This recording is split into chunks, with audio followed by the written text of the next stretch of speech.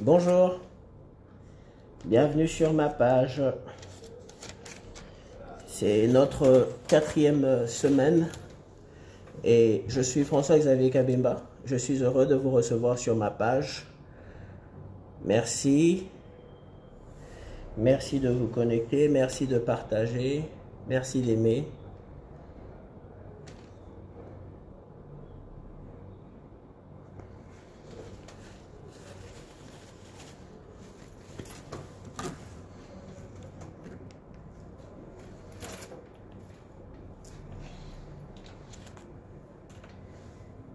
Bienvenue à vous qui vous joignez à nous ce matin. Bonjour, merci d'être là, merci de partager, merci d'aimer, merci d'inviter des amis et connaissances pour se connecter. Bonjour Junior, c'est toujours un plaisir de te voir. Que Dieu vous bénisse abondamment. Et on va partir pour notre 4e journée.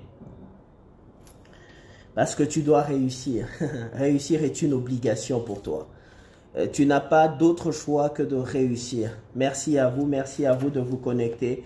Merci à tous ceux qui aiment, qui partagent, qui taguent les gens, qui invitent les gens à participer. Et nous allons commencer là où nous nous sommes arrêtés la fois dernière.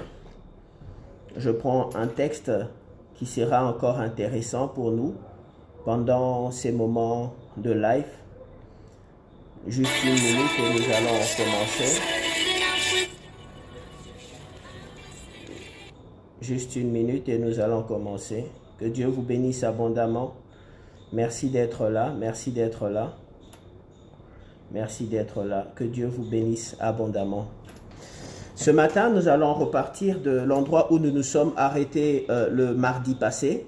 Comme vous savez, nous sommes dans 8 semaines où nous sommes en train de parler de « Parce que tu dois réussir ». « Parce que tu dois réussir » est une série que j'avais voulu que nous puissions partager le matin pendant ces 8 semaines. Parce que tu dois réussir. Tu n'as pas d'autre option dans la vie que de réussir. Et en lisant la définition de ce mot réussir, réussir en fait c'est avoir une fin heureuse, avoir une fin glorieuse, avoir une fin dont tu ne te plains pas. Et nous avons parcouru dans Matthieu 25 le mardi passé cette parabole de talents où nous avons vu 3 personnes. Et c'est en fait 3 catégories de personnes en même temps. Mais les 2 premières personnes sont des personnes qui ont brillé par la réussite à partir de ce que ces personnes avaient. L'une avait reçu 5 talents. Dans d'autres versions, il est écrit 500 pièces d'or. L'autre avait reçu 2 talents et un autre en avait reçu un seul. Mais il y a les 2 premières personnes qui ont mis en valeur les talents qu'elles avaient. Et à la fin, lorsque elles ont été évaluées, ces personnes avaient le double de ce qu'elles avaient au début. Et nous avons dit, Dieu nous donne à tous un capital de départ. Même aujourd'hui, si tu décides qu'aujourd'hui, c'est pour toi le début de la vie de succès, sache que tu as déjà un talent de départ avec lequel tu pars aujourd'hui. Il ne te manque rien pour commencer. Ce qu'il te faut pour commencer une vie de réussite et de succès, tu l'as déjà. Ça, c'est évident. Et on ne peut même pas discuter sur la question. Mais lorsque un homme qui a décidé de mener une vie à succès a commencé à mettre à profit au service de ses intérêts, au service de l'intérêt des gens qui sont avec lui, les talents qu'il a reçus, à partir de ce moment, Jésus dit, il nous dit ça dans Matthieu 25, c'est là que nous étions la semaine passée, il dit, on donnera à celui qui a, on donnera. Et nous avons parlé de ce on-là. La personne qui sait mettre en valeur ses talents et qui produit des résultats est quelqu'un qui se fait recommander. Elle ne se fait pas recommander à partir du fait qu'elle connaît d'abord des gens. Elle se fait recommander à partir du fait que le travail qu'elle a fait a produit des résultats et des résultats positifs. Donc voilà. Lorsque tu veux mener une vie à succès, et qu'on doit te recommander, on doit t'apporter des nouvelles opportunités, on doit t'apporter des nouveaux capitaux, on doit t'apporter des nouveaux partenaires, on doit te recommander pour un travail, il faut que tu sois sûr que le travail que tu as fait est un travail qui a produit des résultats. Parce que vois-tu, il ne s'agit pas ici de recommander quelqu'un qui travaille simplement. Il s'agit de recommander quelqu'un qui travaille de manière à avoir des résultats. En fait, ce sont tes résultats qui détermineront si tu seras recommandé ou pas. Ce sont les résultats que tu peux présenter. Et je voudrais aujourd'hui t'appeler à travailler de manière à avoir des résultats à présenter, des résultats que nul ne peut contester, des résultats qui sont comme ceux dont Paul a parlé à Timothée. Il lui a dit afin que tes progrès soient évidents. Paul a appris à Timothée à travailler d'une certaine manière et c'est cette manière que nous devons apprendre à faire, nous en tant que chrétiens, mais aussi toute personne qui veut avoir une vie de succès. Paul dit encore à Timothée que Dieu est le sauveur de tous les hommes, de croyants d'abord, mais de tous les hommes. Dieu peut intervenir dans la situation de n'importe quel homme, pas que des chrétiens, il peut intervenir dans la situation de n'importe quel homme. Mais le croyant, tu as cette grâce, tu as l'Esprit de Dieu en toi, tu as beaucoup plus pour ne jamais échouer dans la vie. J'étais donc en train de dire que la manière dont tu travailles, tu ne peux être satisfait que si les résultats que tu as au bout de ton travail sont des résultats qui sont glorieux, sont des résultats qui sont positifs, sont des résultats qui sont bons et qui sont palpables, qui sont tangibles, dont tu peux être fier toi-même. Il y a des gens qui disent, moi je travaille beaucoup, on ne remarque pas mon travail, moi je travaille beaucoup, moi je suis là à 6 heures du matin, moi je suis là à 7 heures du matin. Le plus important, ce n'est pas de travailler, mais de comment travailler.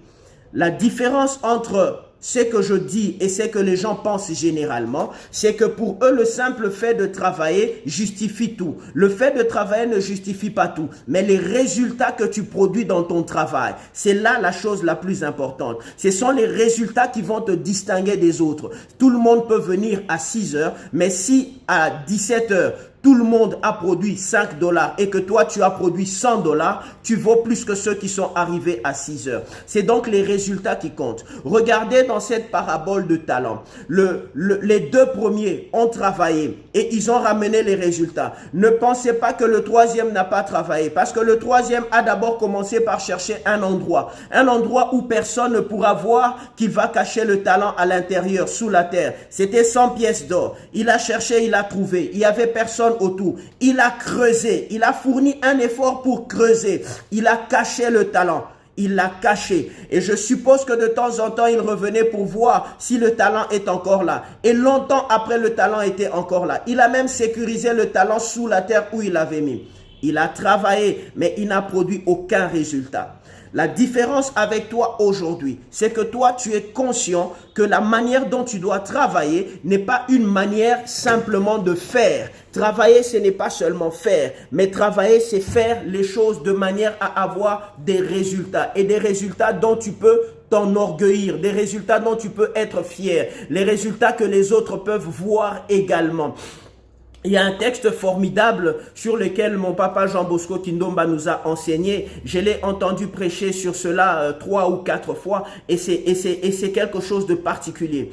Il dit ceci, c'est dans Proverbe 22 au verset 29. Je vais juste l'effleurer en passant. Il dit, si tu vois un homme habile dans son ouvrage, il se tient auprès du roi. Il ne se met pas avec des hommes obscurs. Si tu vois un homme habile dans son ouvrage, un homme habile dans son ouvrage, un homme qui sait faire son travail, un homme qui lorsqu'il a travaillé, on voit qu'effectivement il y a des résultats.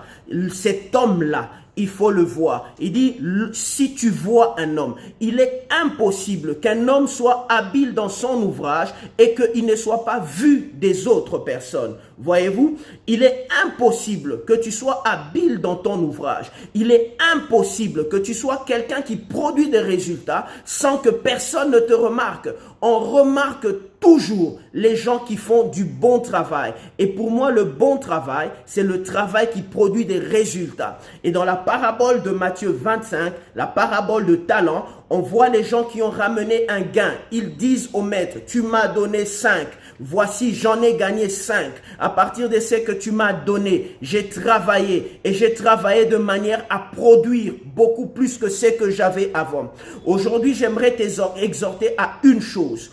À chaque fois que tu dois faire un travail, veille à ce qu'à la fin tu évalues que ton travail a été un travail qui a produit des résultats, pas qu'un travail qui t'a fait passer ton temps. Si tu vois un homme habile, si tu le vois, quand tu vois un homme habile, il est impossible que tu sois un bon travailleur qui produit des résultats sans que personne ne te voie.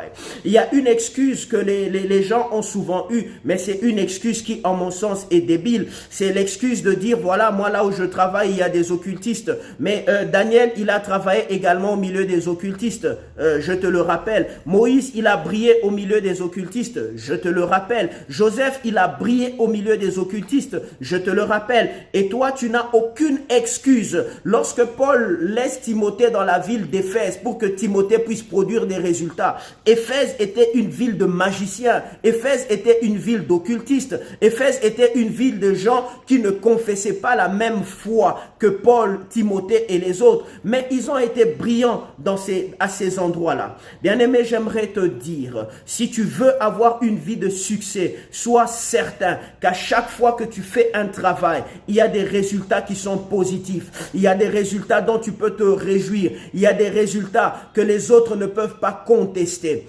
Quel est le travail que tu fais aujourd'hui? Moi, je fais également un travail en dehors du fait de prêcher. Même le fait de prêcher, si tu me suis, c'est parce qu'il y a un intérêt dans ce que je dis et dans ce que je fais comme travail. Je pouvais aussi ne pas être là si je ne produisais pas des résultats. J'ai des résultats qui parlent et personne ne peut les contester. Et lorsque tu décides d'avoir une vie de résultats dans ton travail, tu vas engranger des résultats jour après jour, jour après jour, jour après jour. Et les gens verront que tu es un homme qui produit des résultats, que tu es une femme qui produit des résultats, que tu es quelqu'un lorsqu'on te confie un dossier, ce dossier va jusqu'au bout. Lorsqu'on te confie un travail, ce travail est bien fait. Tu n'es pas le genre de personne à qui lorsqu'on donne un travail, il faut que quelqu'un vienne contrôler après. Si tu en es encore à faire contrôler ton travail avant que ton travail ne soit accepté, sache que tu ne produis pas encore les résultats comme Dieu l'attend de toi. Dieu attend de toi un travail presque parfait. Si tu peux atteindre la perfection dans le travail que tu fais, gloire à Dieu, parce que cela, tu en as reçu la capacité de la part de Dieu. Et vous allez voir, les gens qui ont été recommandés dans la Bible, ce sont ces gens-là qui n'ont pas travaillé comme tout le monde, mais qui ont travaillé de manière à présenter des résultats. Ces deux hommes se sont avancés vers leur maître. Ils ont dit, tu nous as donné, voilà nos résultats, voilà nos résultats, voilà nos résultats. Et ma prière pour toi aujourd'hui, c'est que tu arrives à présenter des résultats qui vont faire taire toute forme de contestation. Même s'il y a des gens qui sont habitués à contester, même s'il y a des gens qui ne t'aiment pas, même s'il y a des gens qui ne te supportent pas, que ces mêmes gens soient en mesure de dire, même si nous ne l'aimons pas, son travail à lui est un travail impeccable. Je préfère travailler avec cette personne plutôt que quelqu'un que j'aime dans mon cœur. Pourquoi cela? Parce que lui, lorsqu'il travaille avec moi, ses résultats à lui sont incontestables. Et lorsque vous parcourez la parole de Dieu, vous allez constater que beaucoup de gens ont été recommandés afin qu'ils entrent dans la dimension de la grandeur de leur vie que Dieu leur avait destinée. Lorsque vous voyez quelqu'un comme Joseph, on peut parler de Joseph. Vous voyez quelqu'un comme Joseph. Joseph a été recommandé au roi par quelqu'un qui a vu Joseph en train de faire un travail. Nous disons seulement interpréter un rêve. Ce n'était pas qu'interpréter un rêve. C'était une manière pour Joseph de démontrer ce qu'il avait reçu comme talent. Le talent qu'il a reçu, il s'exprimait de cette manière-là. Toi, dans ton travail, on ne t'a pas demandé d'interpréter des rêves. Dans ton travail à toi, ce qui t'a été demandé, c'est d'être le meilleur comptable de l'entreprise. Ce qui t'a été demandé, c'est d'être un financier excellent. Ce qui t'a été demandé dans ton travail, c'est de faire des ventes qui apportent l'argent à la société. Ce qui t'a été demandé dans ton travail, c'est de gérer correctement le charroi. Ce qui t'a été demandé dans ton travail, c'est de construire les immeubles dont on t'a donné la responsabilité. Ces marchés que tu as gagnés, tu ne les as pas gagnés pour rien. Parce que les marchés que tu as gagnés sont des marchés qui doivent créer d'autres marchés derrière. C'est lorsque Joseph a répondu clairement à un problème qui lui a été posé. Et il a répondu comme il fallait. Et cet homme, lorsqu'il se trouve devant le roi, il dit, nous avons vu un homme en prison là où nous étions. Cet homme a exercé un travail. Il a fait un travail de qualité. Et le travail que cet homme a fait, c'est le travail dont tu as besoin aujourd'hui.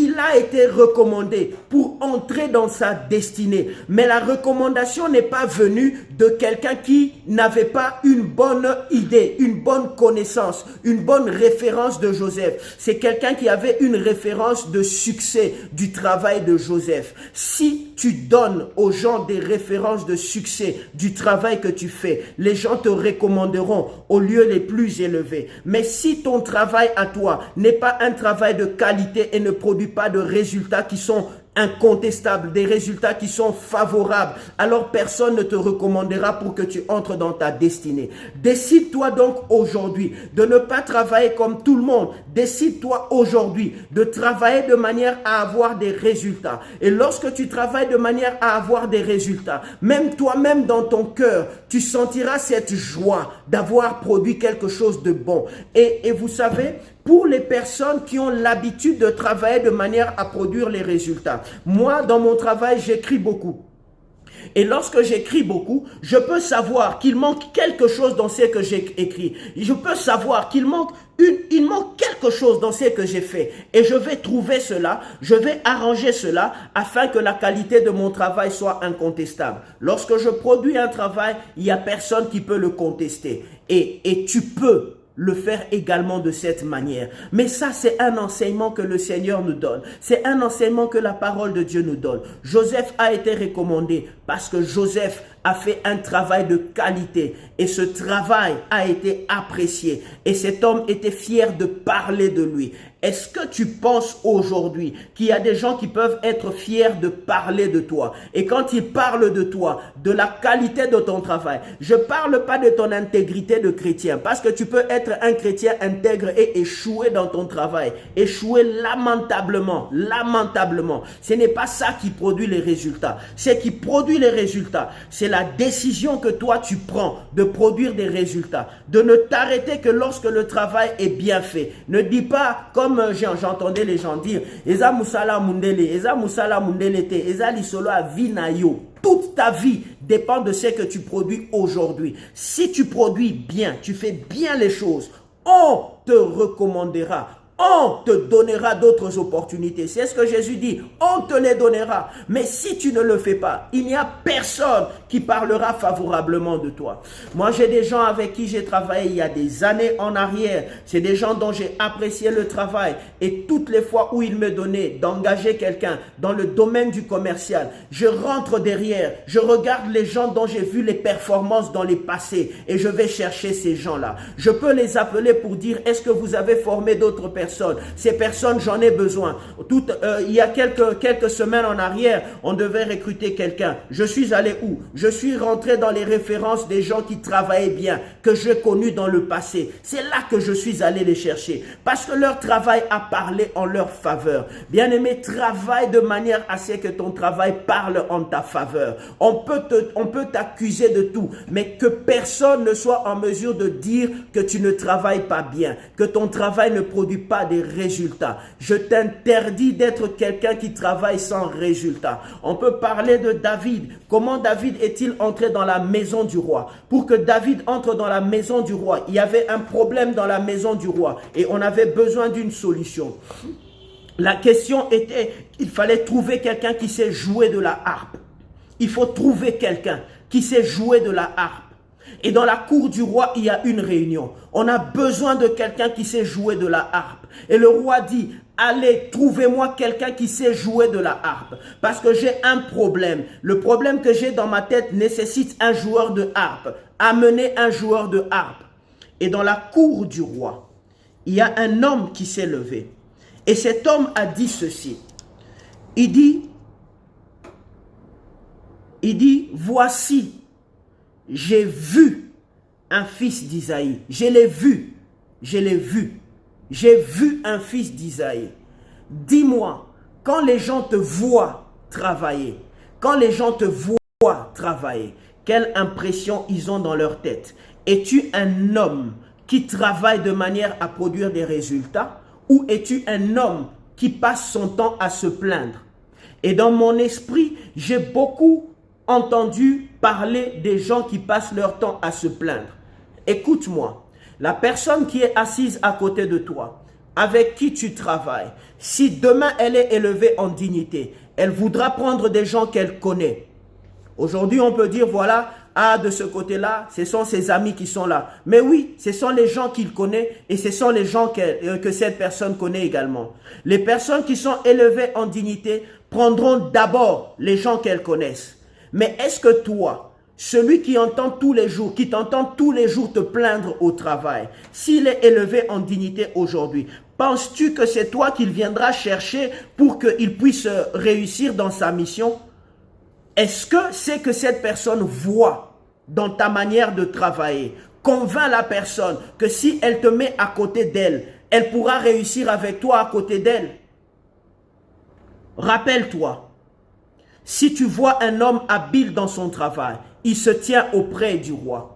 L'homme habile dans son travail, sa place est auprès du roi. Ceux qui sont élevés en dignité, à côté d'eux, il faut des gens qui sont habiles dans leur travail. Mais les gens habiles dans leur travail, on le voit. Les gens qui produisent les résultats, on les voit. Les gens qui ne produisent pas, on les connaît. Et en matière du commercial, qui est mon domaine, c'est beaucoup très facile. Les gens qui ne produisent pas les résultats, c'est évident, ils ne produisent pas des résultats. Mais est-ce que tu es quelqu'un dont les gens savent uniquement une chose? Il se plaint tout le temps, il arrive en retard. Quand il y a un problème, c'est lui la cause. Ou es-tu cette personne dont on peut parler et qu'on peut recommander? Il a dit, voici, j'ai vu un fils d'Isaïe Bethléemite qui sait jouer. Vous cherchez une certaine performance. J'ai vu quelqu'un qui sait faire ce que vous voulez. Vous voulez telle chose. J'ai vu quelqu'un qui sait le faire. J'ai vu quelqu'un. Je prie aujourd'hui que quelqu'un te voie dans ta manière de travailler, que tu ne travailles pas comme tout le monde, mais que tu travailles de manière à produire des résultats, que tu travailles de manière à produire quelque chose qui soit incontestable. Tu travailles de manière à faire progresser l'entreprise dans laquelle tu travailles. Parce que peut-être que les glorieux moments de ta vie ne sont pas dans l'entreprise où tu es maintenant, mais dans l'entreprise où tu dois aller, il faut que quelqu'un parle de toi. Mais avant qu'on ne parle de toi, il faut qu'il y ait un témoignage de la qualité de ton travail, un témoignage de la manière dont tu t'en sors lorsqu'on te confie des tâches, un témoignage de ce que tu es capable de faire avec le peu de ressources qu'on te donne, un témoignage de comment tu peux prendre une entreprise qui est à un niveau bas et de l'élever, un témoignage de comment tu peux construire une équipe, un témoignage de ta gestion qui peut être excellente. Tu as besoin de travailler, mais d'avoir un travail de qualité. Et alors, on te recommandera. Jésus a dit, on donnera à celui qui a. Et à celui qui n'a pas, on ôtera même le peu qu'il pense avoir. On te donnera. Et on te donnera, pas que l'argent, on te donnera des nouvelles opportunités. On te t'ouvrira des nouvelles portes. Et je vais terminer par Daniel. Le temps est parti. Je vais terminer par Daniel. Et c'est quelque chose de formidable. Daniel est un homme particulier. Nous parlerons de Daniel dans les temps qui viennent. Oui, il faut que nous parlions de Daniel. C'est la quatrième journée. Nous avons encore quatre mardis après cette journée-ci. Et Daniel, c'est quelqu'un qui a commencé à être élevé du temps de Nebuchadnezzar. Nebuchadnezzar est mort, son fils Belshazzar est arrivé, Daniel a été élevé. Darius est arrivé après, Daniel a été élevé. Et ça a été ça la vie de Daniel. Il est resté au sommet de la gestion de la chose publique. Il a été au sommet de la gloire de Babylone tout le temps de sa vie. Mais Daniel était un homme qui produisait des résultats. Daniel était un travailleur. Daniel était un homme dont on ne pouvait pas se plaindre de la qualité du travail. Et là, lorsqu'on va dans cet épisode de Daniel chapitre 5, on a le roi qui a un problème qui lui fait de la frayeur. Le roi a peur. Le roi n'a pas de solution. Le roi appelle tous les sages. Le roi appelle tous ses conseillers. Le roi appelle tous les mages. Il n'y a personne qui lui donne de solution. Il n'y a personne. Il a appelé tous ceux qui étaient autour de lui et il n'y avait pas de solution. Crois-moi, dans ta manière de travailler, tu peux être la référence aux solutions, aux problèmes qui n'ont pas de solution. Parce que toi, tu ne te plains pas, mais quand tu es en face d'une situation difficile, tu mets le temps de chercher la solution. Vous savez, lorsque Daniel a interprété le premier rêve du roi, ce qui s'était passé, c'est que Daniel a appelé ses amis et ils ont travaillé toute la nuit. Ça, c'est un aspect dont on ne parle pas. La Bible dit qu'il les a engagés à travailler avec lui en prière toute la nuit. Ils ont travaillé toute la nuit et le matin, ils avaient la réponse. Et Daniel est allé auprès du roi. Mais ils ont travaillé toute la nuit. Les hommes à succès sont des gens qui savent quand il faut travailler. Ils travaillent jusqu'à produire des résultats. Ils ont travaillé toute la nuit. Jusqu'au matin, ils ont eu le résultat. Alors Daniel est allé devant le roi. Fais comme moi. Fais comme Daniel. Fais comme Jésus. Fais comme Paul. Fais comme nous. Ne t'arrête pas tant que tu n'as pas les résultats. Et donc cette situation arrive, c'est une situation compliquée. Il n'y a pas de solution. Alors la reine arrive et la reine dit au roi, écoutez ce que la reine dit au roi, c'est très beau. Elle lui dit ceci. Elle dit ceci au roi. Je vais prendre ça. Elle dit, il y a dans ton royaume un homme. Il y a un homme. Tu as consulté tout le monde, mais tout ce monde ne t'a pas donné de solution. Il y a un homme, il y a quelqu'un qui a un problème avec sa maison. Il n'arrive pas à trouver une manière de stabiliser le sol autour de sa maison. Mais il y a un architecte que j'ai connu, il y a un homme. Vous êtes dans une entreprise qui a des problèmes, les ventes n'arrivent pas à décoller. J'aimerais vous dire, il y a un homme, il y a quelqu'un qui a la solution à ce que vous cherchez. Mais pour qu'on arrive à parler ainsi de toi, il faut que tu commences par démontrer des résultats aujourd'hui. Engrange des résultats. Et lorsqu'il faudra les capitaliser, quelqu'un parlera de toi. Daniel n'était pas dans cette salle, mais la reine est entrée et elle dit au roi, il y a un homme dans ce royaume. Et moi je dis, il y a un homme dans ce pays, il y a une femme dans ce pays. Cet homme c'est toi, cette femme c'est toi. Celui dont on doit parler c'est toi. Tu as la solution, mais il faut que tu commences à utiliser ce que tu as maintenant. Utilise-le maintenant et ne t'arrête pas jusqu'à ce que tu as réussi dans ce que tu fais. Lorsque tu t'habitues à réussir dans ce que tu fais, quelqu'un se lèvera et dira, il y a dans cette entreprise un homme, il y a dans cette entreprise une femme. La personne n'est pas proche de toi, mais nous savons que cette personne existe. La personne, tu ne la connais pas, mais cette personne est ici. Et la reine dira une chose, qu'on appelle Daniel, et la solution vous sera donnée. Imaginez l'aisance avec laquelle la personne parle, la certitude avec laquelle la personne parle.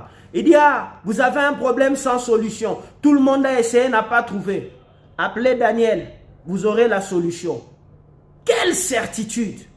Je voudrais que lorsqu'on parle de toi par rapport à un travail, que les gens soient sûrs et certains que pour tout ce qui est impossible, il y a un homme qui peut régler cela. Pour ce qui n'a pas de solution, il y a une femme qui est capable de régler cela. Et cet homme, c'est toi qui m'entends aujourd'hui. Parce que Dieu te met sur le chemin, sur le sentier de ceux qui règlent les questions difficiles, de ceux qui règlent les problèmes qui n'ont pas de solution. Parce que la solution vient de Dieu et la solution, Dieu l'a mise en toi. C'est lorsque tu commences à t'exercer, à travailler, que cette solution se manifeste. Tu es l'homme qui résout les questions difficiles. Tu es la femme qui résout les questions qui n'ont pas de solution. Voilà la réputation qu'avait notre frère Daniel. C'était cela sa réputation. Il résout les questions difficiles. Il n'est pas dans la salle. Tout le monde a essayé. Tout le monde a échoué. Mais appelez-le. Il va résoudre le problème.